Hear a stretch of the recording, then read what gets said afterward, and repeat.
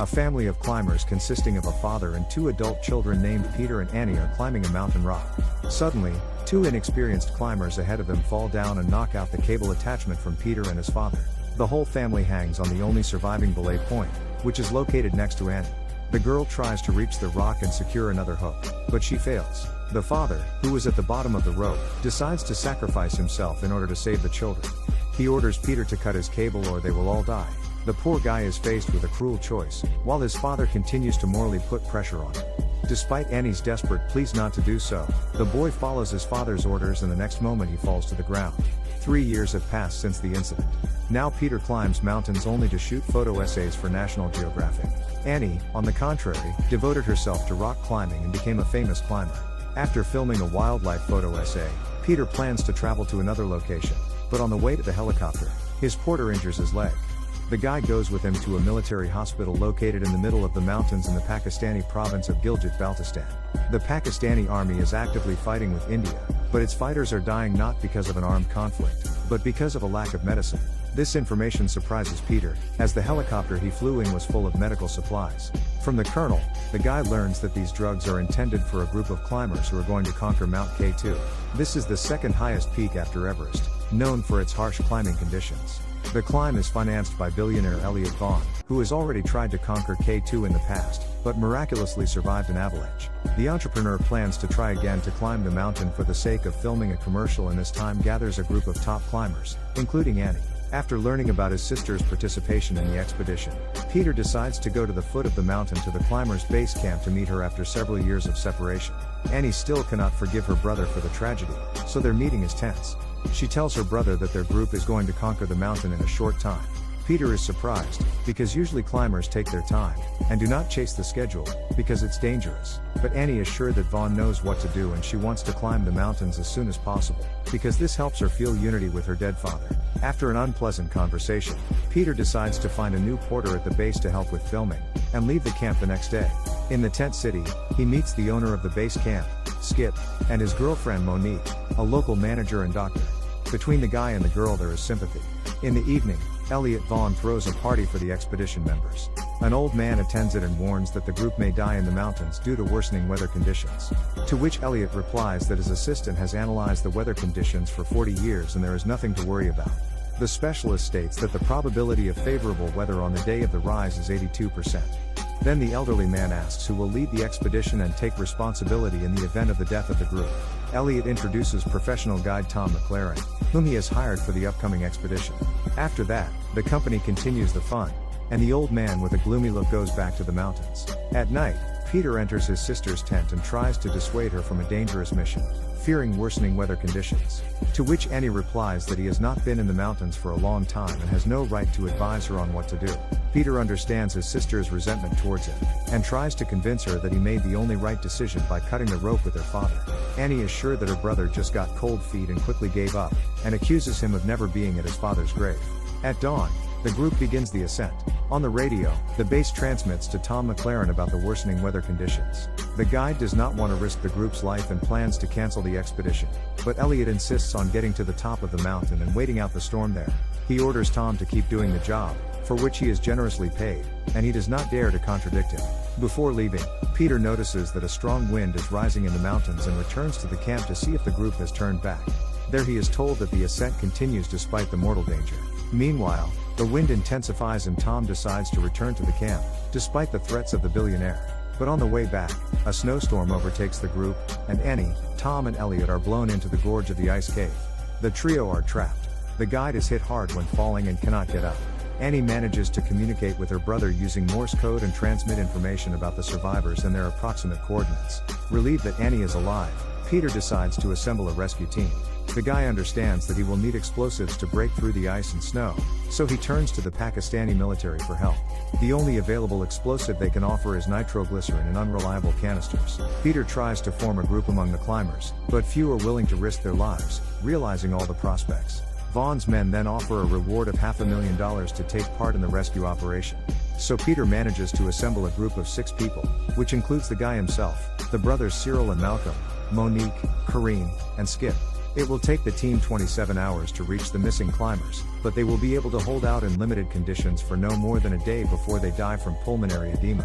Then Skip offers to seek help from Montgomery Wick, an old man who came to Elliot's party. Previously, he was considered the best climber in the world and was able to conquer Mount K2 in a shorter period of time. In the last expedition to K2, Montgomery's wife disappeared. Since then he has been living in the mountains as a hermit and trying to find the body of his missing beloved. The team arrives at the old man's hideout.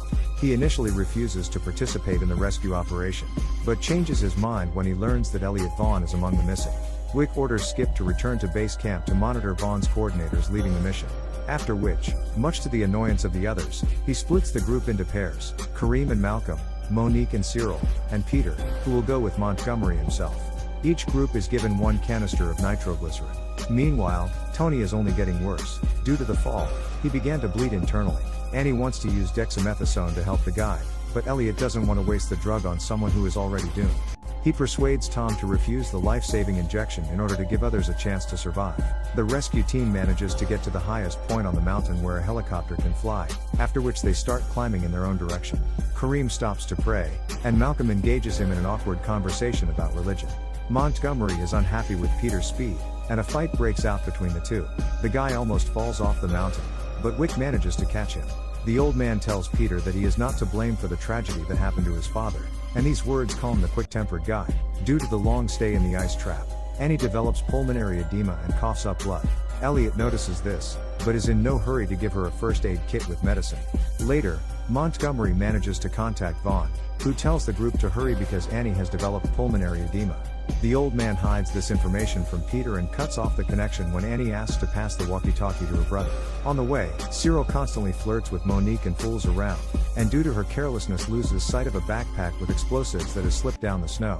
The guy tries to catch it and slides down and quickly rushes to the abyss. Cyril manages to gain a foothold at the edge of the abyss and catch the backpack, but due to an unreliable foothold, he can fall down at any moment. Monique comes to his aid and attaches a rope to Cyril's hammer, but a layer of snow melts under her feet and now both partners are in mortal danger. During an attempt to climb the rope that Monique let down, a backpack with nitroglycerin still falls off Cyril's shoulder. Elliot and Annie notice a frozen backpack of supplies in the rock and unsuccessfully try to get it out of the ice trap. But because of the detonation of explosives, the girl is covered with snow. From the noise caused by the explosion, an avalanche descends from the top and takes Cyril into the abyss. The whole rescue team becomes witnesses of the tragedy. Peter wants to help the victims, but Montgomery hurries him on and tells him that his sister has developed pulmonary edema, and it will soon be impossible to save her. Malcolm realizes that his brother is dead, and it is very difficult for him to continue the ascent.